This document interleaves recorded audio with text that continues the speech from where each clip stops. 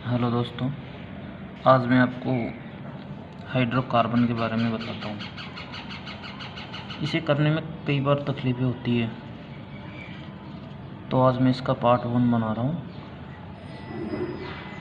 Basically क्या है hydrocarbon में दो कंपाउंड होते हैं, हाइड्रोजन प्लस कार्बन का कंपाउंड होता है, इसे हाइड्रोकार्बन कहते हैं। तो हाइड्रोकार्बन की कार्बन की संयोजकता कितनी होती है? 4। कार्बन की संयोजकता 4 होती है। और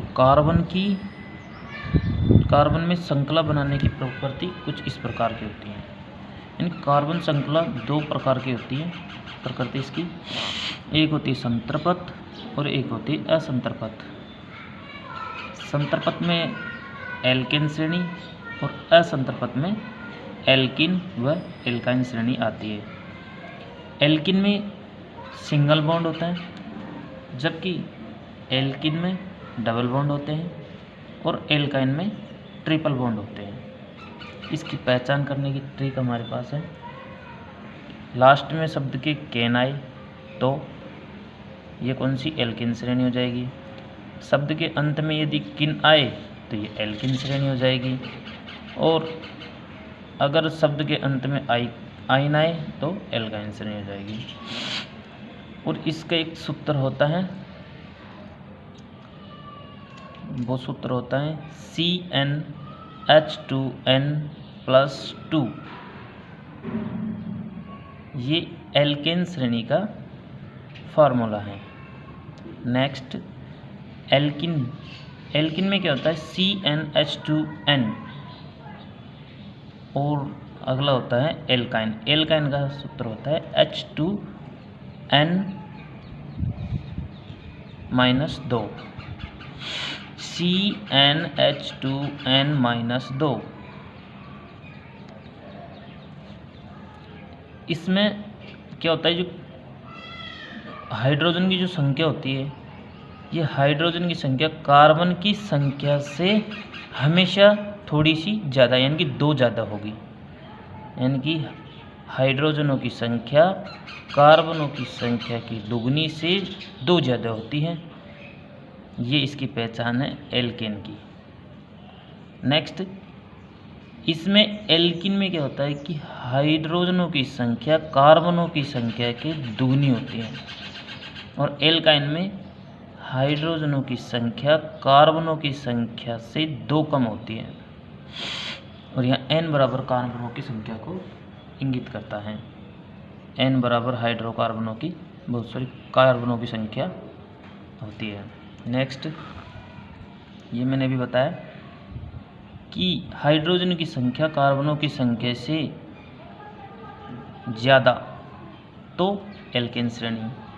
एग्जाम्पल, यदि n बराबर 3 है तो h बराबर 2, n की जगह 3 रखा और +2 बराबर 8। यानी कि हाइड्रोजनों की संख्या इससे दुगनी और दुगनी से 2 ज़्यादा। इसी प्रकार हाइड्रोजनों की संख्या, यदि हाइड्रोजनों की संख्या कार्बनों की संख्या से दुगनी हो, केवल दुगनी हो, तो ये कौन सी श्रेणी हो जाएगी? एल्किन श्रेणी हो जाएगी। नेक्स्ट, यदि हाइड्रोजनों की संख्या कार्बनों की संख्या के दुगने से कम है, यानी कि यदि यानी n बराबर यदि 4, 5 तो h बराबर हो जाएगा 2, 5 - 2 बराबर 8। यानी कि दुगनी से 2 कम होती है इसके अंदर। फिर आता है इनके नामकरण की पद्धति। इसमें 2 होते हैं, एक होता है पूर्व लगन, एक होता है अनुलगन। पूर्व लगन को कार्बनों की संख्या कहते हैं। अनुलगन इसमें पीछे केन, किन, आइन को बताता है।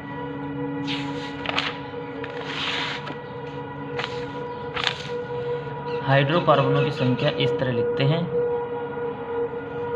यदि मैथ हो तो कार्बनों की संख्या 1 होगी, यदि एथ शब्द हो तो इसमें कार्बनों की संख्या 2 होगी। यदि प्रोप हो तो कार्बनों की संख्या 3 होगी। ब्यूट हो तो कार्बनों की संख्या 4 होगी। पेंट हो तो कार्बनों की संख्या 5 होगी। हेक्स हो तो कार्बनों की संख्या 6 होगी। हेप्ट हो तो कार्बनों की संख्या 7 होगी। ऑक्ट हो तो कार्बनों की संख्या 8 होगी। नॉन हो तो कार्बनों की संख्या 9 होगी। डेक हो तो कार्बनों की संख्या 10 होगी। याद करने का इसका तरीका भी है। नॉन जैसे 9 की जैसा बोल रहा है तो 9 हो गया। ऑक्ट यानी कि 8 जैसा बोल रहा है तो 8 हो गया।